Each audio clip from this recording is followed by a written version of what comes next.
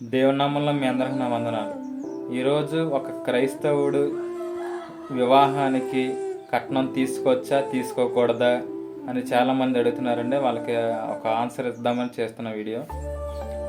అయితే ఈ లోకం కట్నం తీసుకున్నవాడు గాడితో సమానం అని ఈ లోకమే, అంటే ఈ పాపంలో ఉన్న ఈ లోకమే కట్నం తీసుకునేవాడు గాడిదని చెప్తే, అలాంటిది పరలోకంలో ఉన్న పరిశుద్ధుడైన దేవుడు ఆ కట్నం తీసుకోండి అని ఎలా చెప్తాడండి? ఒక క్రైస్తవుడు కట్నం తీసుకోకూడదు.